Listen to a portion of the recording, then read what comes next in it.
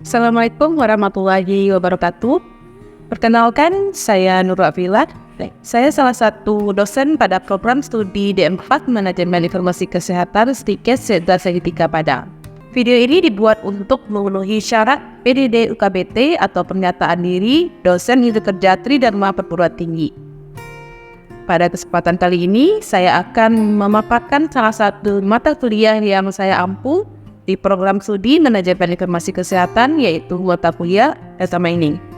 Mata kuliah Data Mining terdistribusi dengan kode mata kuliah MIK 703. Mata kuliah ini diajarkan dengan bobot 2 SKS, terdiri dari 1 SKS teori dan 1 SKS praktek. Mata kuliah ini merupakan mata kuliah wajib bagi mahasiswa Manajemen Informasi Kesehatan. Pada mata kuliah ini, saya tandem atau tim dengan rekan saya dengan pembagian materi yaitu UTS diampu oleh saya sendiri. Mata kuliah Data Mining merupakan mata kuliah yang memberikan kesempatan kepada mahasiswa untuk mampu menjelaskan konsep dasar serta manfaat data mining, macam-macam metode data mining, tahapan-tahapan pengelolaan data mining, dan penerapan teknik data mining pada studi kasus atau data yang diberikan. Capaian pembelajaran mata kuliah ini yang pertama yaitu mahasiswa mampu menjelaskan konsep dan manfaat data mining. Yang kedua, mahasiswa mampu menjelaskan macam-macam metode data mining. Yang ketiga, mahasiswa mampu melakukan tahapan-tahapan data mining mulai dari pre-processing sampai menyajikan data yang siap digunakan. Yang keempat, mahasiswa mampu mengaplikasikan prosedur data mining menggunakan program Rapid Miner. Yang kelima, mahasiswa mampu melakukan analisis informasi data serta mampu mengkomunikasikan hasil analisisnya. Yang keenam, mahasiswa mampu memberikan petunjuk dalam memilih berbagai alternatif solusi secara mandiri dan kelompok. Sistem pembelajaran pada mata kuliah Data Mining dilakukan dengan cara tatap muka. Untuk teori dilaksanakan di kelas dan praktek dilaksanakan di labor komputer, di mana setiap komputer sudah memiliki aplikasi-aplikasi penunjang mata kuliah. Total jumlah pertemuan dalam satu semester adalah terdiri dari 16 pertemuan, yaitu 8 pertemuan sebelum UTS dan 8 pertemuan setelah UTS atau sebelum UAS.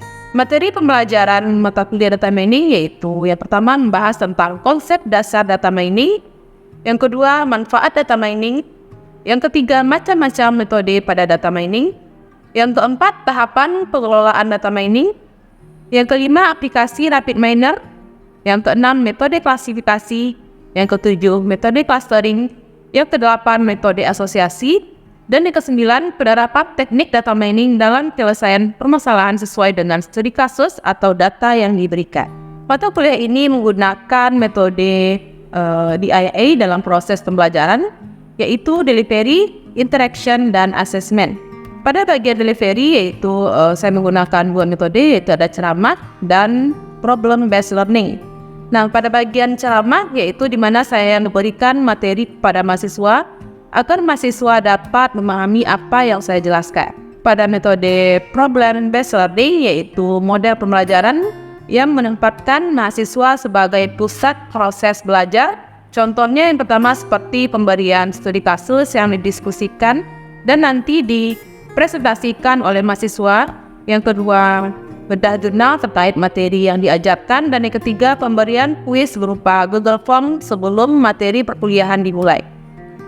Pada bagian interaction, yaitu bagaimana interaksi antara mahasiswa dan dosen selama perkuliahan, di mana mahasiswa diharapkan untuk aktif bertanya, menambahkan jawaban, memberikan saran. Dengan adanya feedback antara mahasiswa dan dosen, diharapkan materi yang diberikan bisa dipahami dan dimengerti oleh mahasiswa. Pada bagian asesmen atau penilaian yaitu terdiri dari 50% teori dan 50% praktek. Nah, pada bagian teori yaitu saya memberikan 5% untuk kehadiran, 10% untuk soft skill. Untuk tugas yaitu terdiri dari tugas terstruktur sebanyak 10%, tugas mandiri sebanyak 5%, UTS sebanyak 10%, dan UAS sebanyak 10%, dengan total teori itu ada 50%. Nah, pada bagian praktikum yaitu saya memberi 5% untuk kehadiran, soft skill sebanyak 20%, tugas sebanyak 15%, dan ujian praktek sebanyak 10% dengan total 50%. Nah, digabung itu jadi 100% teori dan praktek. Baiklah, berikut ini akan saya tampilkan terkait video pembelajaran saya pada mata kuliah data mining pada materi pertemuan kedua. Oke, mulai ya. Assalamualaikum warahmatullahi wabarakatuh.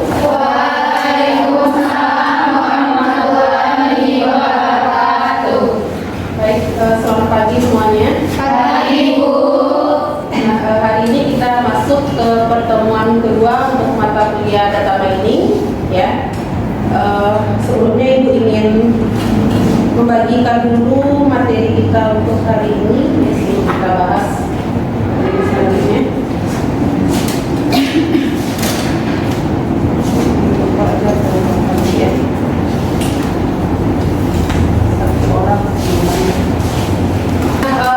Ini pertemuan kedua ya untuk kuliah kita. Nah, minggu kemarin itu kita udah membahas tentang PPS, kontrak perkuliahan, dan masuk ke sedikit materi itu tentang data. Oke. Nah, sebelumnya Ibu sudah membahas tentang data itu apa, lalu bagaimana kita pengolahan data, ya. Nah, siapa yang masih ingat data itu apa? Siapa bisa jelaskan? Ya, silakan, Elvira. Data adalah serangkaian atas kumpulan fakta berupa angka maupun tulisan. Oke, terima kasih Elvira. Nah, itu ya, pengertian data adalah kumpulan fakta, ya. Nah, kemarin juga sudah dijelaskan contoh data itu apa. Ada yang menjawab itu kemarin adalah biodata, ada yang bilang seperti itu, ya. Nah, biodata itu adalah kumpulan fakta tentang diri kita sendiri, ya kan? Nah, ada lagi kumpulan fakta itu kemarin contohnya adalah data-data misalnya ibu hamil yang berobat di puskesmas, ya, seperti berat badannya, lalu tekanan darahnya. Nah, itu juga adalah kumpulan fakta. Nah, itu dinamakan dengan data. Oke. Nah, sebelum kita masuk ke pembahasan tentang data mining itu sendiri, nanti kan semuanya udah paham ya, yang dinamakan dengan data itu apa. Jadi bukan sesuatu yang mengada-ada, tapi itu adalah rangkaian fakta. Oke. Nah, tadi kan dijelaskan data itu apa, ada kumpulan fakta, ya. Nah, kumpulan fakta itu biasanya kalau kita lihat di aplikasi atau sistem informasi, ya, misalnya contohnya aplikasi Siakat, ya. Nah, itu kan sebenarnya isinya juga adalah kumpulan data, ya, atau fakta-fakta, ya. Bisa berupa identitas mahasiswa, nilai mahasiswa, mata kuliah, dosen, ya. Nah, semuanya itu kan fakta, ya, bukan tiada-ada, ya. Nah, sekarang kita lihat data warehouse. Nah, data warehouse itu adalah kumpulan data tadi, misalnya gabungan dari isinya ada data dosen, data mata kuliah, ya, lalu ada data mahasiswa, ya. Nah, semuanya itu sebenarnya kan ada relasi, ya, misalnya data mata kuliah. Nah, di sana kan sebenarnya ada tergambar juga apa saja data siswa dari mata kuliah tersebut, misalnya mata kuliah kita data mining. Nah, siapa dosennya, siapa mahasiswanya. Nah, itu simpan di akad katanya, ya. Nah, itu namakan dengan data warehouse, ya, kumpulan data tadi. Nah, ada lagi data mining. Nah, di sini ada muncul data mining, ya. Nah, diartikan kita lihat di depan itu adalah katanya menambang, ya. Data kita tahu tadi, mining adalah menambang, berarti menambang data. Nah, mungkin masih bingung ya, apa sih maksudnya menambang data? Pengetahuannya mungkin yang ditambang itu adalah emas, mungkin ya. Menambang. Nah, ini data ditambang. Apa maksudnya itu? Nah, saya menjelaskan dari Larose, Berry, dan Pramudiono, ya. Nah, ini ada 3 penjelasan tentang data mining, ya. Sebenarnya inti dari penjelasan para ahli ini sama sebenarnya, ya. Yang ingin didapatkan dari data ini adalah sebuah pola atau aturan, ya. Ini ada pola, ada aturan atau rule, ya, dari data tersebut. Jadi data yang tertumpuk, misalnya data siapa tadi, ya, mahasiswa mungkin dari tahun berapa kampus kita berdiri, misalnya tahun 2007 misalnya, ya. Data dari tahun 2007 sampai sekarang tahun berapa, 2023. Nah, kalau data tertumpuk begitu saja kan sebenarnya sia-sia, ya. nggak ada fungsinya kalau hanya ditumpuk gitu saja datanya. Nah, dari data yang tertumpuk dari 2007 sampai 2023, nah kita ini mendapatkan pengetahuan atau pola atau aturan dari data tersebut, ya. Itu dari manfaat atau pengertian dari data mining tadi, ya. Kita ingin mendapatkan aturan atau pengetahuan atau pola dari kumpulan data yang banyak, ya. Nah, misalnya data kita ingin mengetahui apakah mahasiswa bagaimana pola atau aturan mahasiswa itu bisa lulus tepat waktu atau tidak, misalnya, ya. Yang kita butuhkan adalah data-data dari kelulusan mahasiswa. Nah, data itu bisa kita peroleh dari si akad, ya. Misalnya di sana ada biodata mahasiswa, lalu kita bisa ketahui dari data yang sudah ada dari data kelulusan itu apakah mahasiswa tersebut lulus tepat waktu atau tidak dari data yang sudah ada, ya. Nah, misalnya dengan ciri-ciri mahasiswa yang mungkin nanti ada atributnya, ya. Nah, dari atribut yang sudah ada nanti bisa kita tarik kesimpulan apakah mahasiswa ini lulus tepat waktu atau terlambat, ya. Nah, itu dari fakta yang ada, ya. Nah, nanti bisa kita ambil lagi fakta-fakta tersebut untuk memprediksi kejadian yang akan datang, ya. Misalnya dengan pola mahasiswa yang IPK-nya misalnya di atas 3,5 misalnya, ya. Nah, itu nanti keputusannya adalah lulus tepat waktu, kan. Tapi apakah hanya berdasarkan IPK saja? Tidak, ya. Banyak lagi atribut-atribut yang lain bisa jadi dengan apakah dia aktif organisasi atau tidak. Mungkin mahasiswa yang aktif organisasi itu cenderung terlambat untuk lulus tepat waktu. Nah, nanti banyak itu atribut-atribut yang akan kita gunakan untuk mengambil keputusan nanti, ya. Nah, itu salah satu contoh dari penerapan. Nah, ini ada beberapa manfaat dari data mining, ya.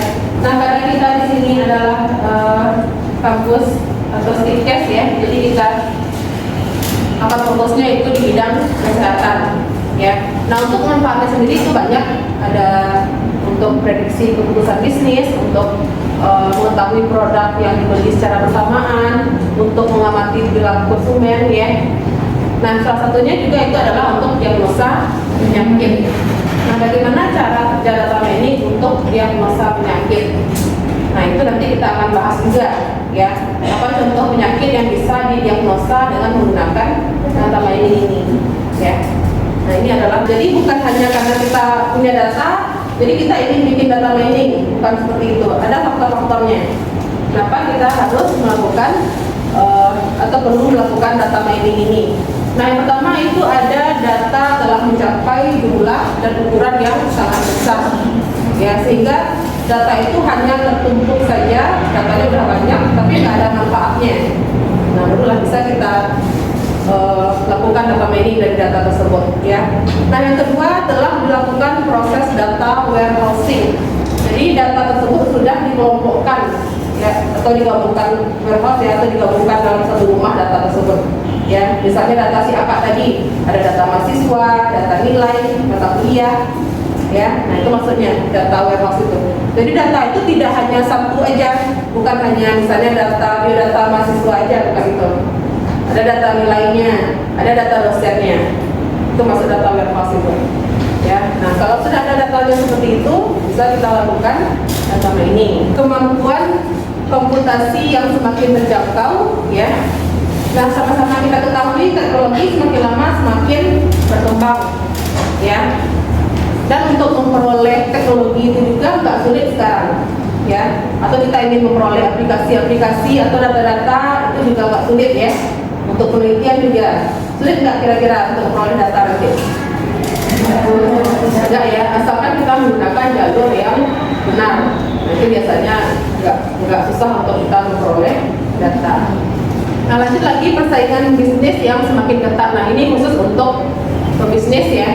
Jadi dengan menggunakan data mining, nanti itu pebisnis akan sangat terbantu dalam mengambil keputusan apa saja langkah yang bagus atau yang tepat untuk diambil, ya agar bisnisnya semakin berkembang.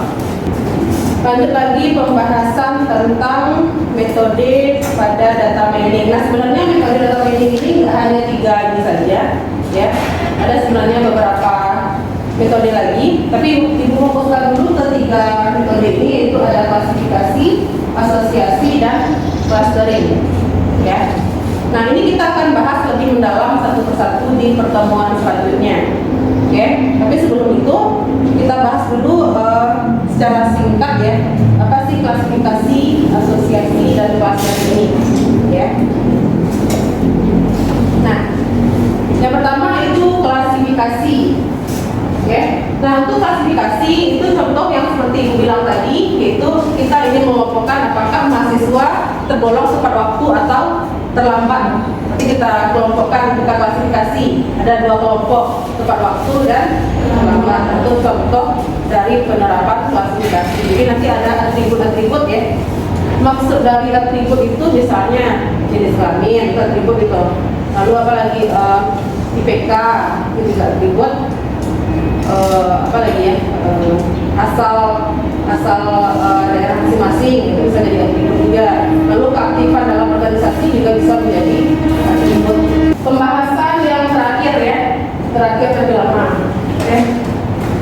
Nah, ini dia tahapan data mining ya. Tahapan data mining ini ada kurang lebih 5 tahapan. Ya, ini sudah Ibu bikin angka-angkanya 1, 2, 3, 4, 5 ya. Sudah jelas ya. Tahapan pertama itu berarti seleksi data. Yang kedua cleaning, yang ketiga transformation, yang keempat data mining, dan yang kelima evaluasi pola ya. Nah, ini tahapan-tahapan ini akan kita praktekkan di labor ya. Kita akan coba semua tahapan mulai dari 1 sampai 5 ya. Kita akan mencoba nanti melakukan data mining pada sebuah data. Yang pertama itu ada seleksi data ya. Jadi ketika kita mengambil data misalnya di database sistem informasi ya, karena data itu yang tidak lengkap ya, misalnya data data mahasiswa misalnya ya. Data mahasiswa misalnya. Atau karena kita di bidang kesehatan,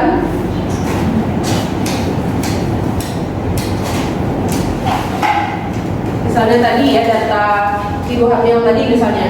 Nah, data ibu hamil itu ada nama biasanya ya. Ada nama, terus apa lagi? Jenis kelamin misalnya. Lalu umur, alamat misalnya. Lalu ada berat badan misalnya, kita ukur nanti ya. Berat badan, tinggi badan ya biasanya. Nah, tinggi badan misalnya. Nah, ini misalnya data-datanya. Oke. Nah, misalnya kita ingin bikin data mining untuk mengetahui apakah ibu hamil ini sehat atau tidak. Ya, mungkin usia kehamilan berarti.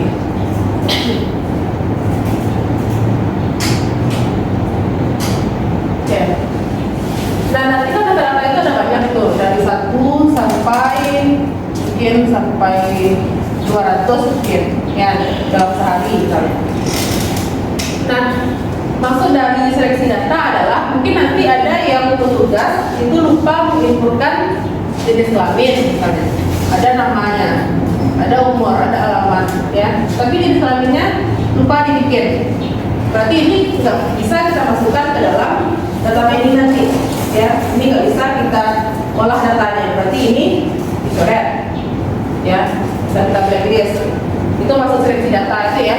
Nanti kita butuh data yang lengkap, terisi semuanya ya, lengkap semuanya, baru bisa kita jadikan data yang akan kita proses ke data mining. Oke, itu maksud dari seleksi data. Jadi seleksi aja, misalnya kita ada 200 data, nah dicek lah data mana yang lengkap dan yang tidak. Berarti yang tidak itu kita jadi ya kita masukkan dalam proses data nanti. Oke, lanjut lagi itu seleksi data ya. Lanjut lagi yang kedua yaitu pre-processing. Nah, setelah kita periksa data nanti, lalu kita lihat lagi ada nggak data yang terduplikasi. Misalnya nama Ibu Ani ya, terbikin datanya sebanyak 2 kali misalnya. Berarti kita butuh hanya satunya aja. Berarti satu lagi kita checklist, kita hapus. Ya, itu masuk dari reprocessing ya. Memeriksa data yang inkonsisten dan memperbaiki kesalahan pada data. Nah, inkonsisten misalnya, udah jelas nih ibu hamil dibikin kelaminnya laki-laki. Nah, itu berarti kan nggak konsisten ya. Nah, itu bisa kita perbaiki kalau seperti itu ya. Jadi nggak harus dihapus, bisa diperbaiki. Atau ada yang typo ya, misalnya berat badannya sebenarnya itu 70 dibikin 700 kilo ya, berarti itu kan typo ya, kelebihan nolnya. Nah, itu bisa kita perbaiki ya. Jadi preprocessing itu adalah pemilihan data atau perbaikan data ya. Lanjut lagi tahapan yang ketiga, yaitu transformasi ya. Nah, transformasi misalnya seperti ini ya. Umur itu kan banyak kelompoknya, bukan kelompok ya, banyak kategori umur itu, mulai dari umur hamil biasanya umur berapa, umur 19, mungkin ada yang sudah hamil ya, ada dari 19 sampai berapa maksimal kehamilan, sampai 35. Nah, ini kan banyak nih, ada yang 19, ada yang 20 ya, banyak. Mungkin setiap angka ini ada khasiatnya. Nah, untuk kita bikin data mining, kita harus kelompokkan. Mungkin pasien yang usia 19 sampai berapa ya, sampai 25 misalnya, itu masuk ke kategori usia 1, kita kasih labelnya usia 1. Lalu lagi 26 sampai 30 masuk label usia 2. 31 sampai 35 masuk label usia 3. Nah, ini namanya proses coding ya. Jadi misalnya usia pasiennya 25 misalnya. Nah, nanti ini data yang akan kita proses nanti, kita nggak bikin 25, kita bikin usia 1. Ini kita bikin nanti ya. Misalnya pasien Ani umurnya adalah usia 1, kita usia 25. Nah, ini namanya adalah proses coding. Atau misalnya jenis kelamin perempuan. Jenis kelamin kan ada perempuan laki-laki ya. Nah, perempuan kita kasih kode misalnya 1, laki-laki kita kasih kode sama dengan 0. Nah, itu juga proses coding namanya ya. Itu adalah proses yang ketiga, transformasi ya. Jadi semuanya nanti itu berupa coding. Alamat mungkin ada yang di dalam kota Padang, kita kasih kodenya adalah kota 1 atau 1 aja mungkin ya, Padang kita kasih 1. Lalu mungkin ada yang dari pesisir, kita kasih kodenya 2, dari Solo 3 gitu. Ya, jadi nggak bervariatif terlalu banyak jadinya ya. Selesai transformasi, kita pikirkan kira-kira apa yang cocok metode yang digunakan untuk data ini ya. Misalnya kita ingin mengetahui ibu hamil ini sehat atau tidak. Nanti kan hanya 2 tuh, klasifikasi sehat atau tidak. Nah, itu mungkin bisa kita gunakan metode klasifikasi ya. Jadi kita gunakan nanti pada tahapan data miningnya itu adalah metode klasifikasi ya. Ada lagi yang terakhir, yaitu evaluasi. Nah, nanti setelah kita dapatkan role atau pola dari klasifikasi, kita evaluasi dulu ya. Jangan semua hasil itu bisa kita gunakan mentah-mentah seperti itu ya. Kita lihat dulu benar atau tidak ya. Misalnya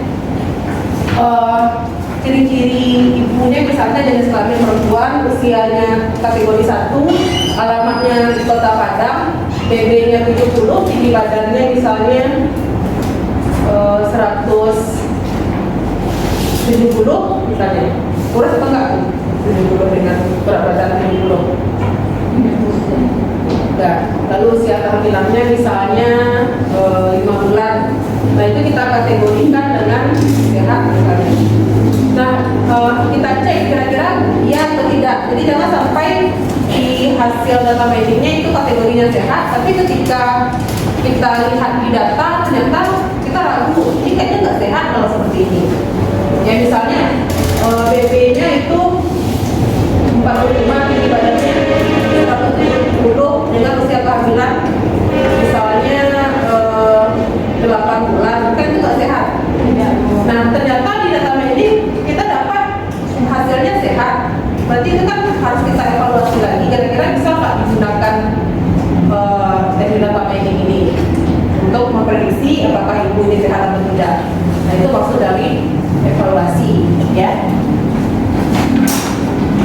Oke, ada pertanyaan sampai di sini? Oke, silakan. Izin bertanya Bu, dari metode yang sudah Ibu jelaskan tadi, metode mana yang cocok dengan data mining di bidang kesehatan? Oke, terima kasih ya pertanyaannya.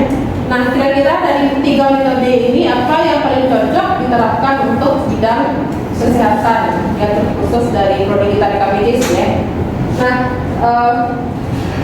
dari data ini ya, berarti metode kita lihat apa saja metode ini. Ada klasifikasi, clustering, dan asosiasi. Nah, misalnya data rekam medis, data pasien, misalnya pasien berobat, ya, ada dari data pasien, ya, lalu ada diagnosa penyakit pasien. Nah, data atau metode yang bisa kita ambil dari data rekam medis tersebut, kalau menurut Ibu itu adalah klasifikasi. Ya, misalnya kita ingin menentukan atau mengklasifikasikan apakah pasien tersebut misalnya penyakit COVID misalnya. Kita ingin mengetahui bagaimana prediksi penyakit COVID di salah satu rumah sakit atau di Kota Padang misalnya. Nah, itu bisa kita ambil dari data rekam medis. Ya, ada dari data pasien, lalu dari diagnosanya. Jadi dari sana kita sudah ketahui diagnosanya itu apakah COVID atau tidak. Ya, dari data yang sudah ada, misalnya data tahun 2020 sampai 2021 itu kan masih COVID ya. Nah, dari data tersebut bisa kita ketahui ya pasien dengan atribut demikian ternyata diagnosanya adalah COVID, atau pasien dengan atribut demikian ternyata diagnosanya bukan COVID. Nah, dari itu bisa kita ambil untuk memprediksi kejadian yang akan datang. Ya, jadi klasifikasi bisa kita terapkan di sana.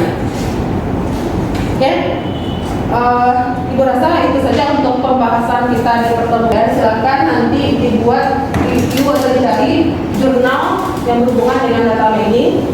Ya, dicari aja salah satu metode, ya, bisa menggunakan klasifikasi, bisa clustering atau bisa asosiasi. Gunakan salah satu nanti di review jurnalnya. Oke. Itu tugas untuk pertemuan teori kita hari ini. Oke, kumpulkan minggu depan, dikirim ke email Ibu. Oke, baiklah, itu materi kita untuk pertemuan hari ini ya. Apabila ada kekurangan atau kesalahan, mohon maaf. Wakili dengan wabillahi taufiq wal hidayah. Assalamualaikum warahmatullahi wabarakatuh. Waalaikumsalam warahmatullahi wabarakatuh. Terima kasih Ibu. Baiklah, demikian deskripsi singkat dari saya. Semoga dapat memberikan gambaran kegiatan pengajaran dan pembelajaran yang saya lakukan sebagai dosen, terkhususnya di mata kuliah data mining untuk program studi manajemen informasi kesehatan STIKES SEZA Seng 3. Sekian, saya ucapkan terima kasih atas perhatiannya. Kesan dari saya, teruslah aktif, kreatif, berinovasi, dan berkarya. Oke, semoga video ini bermanfaat. Mohon maaf atas kesalahan dan kekurangan. Saya Nurul Abdillah, mohon undur diri. Wassalamualaikum warahmatullahi wabarakatuh.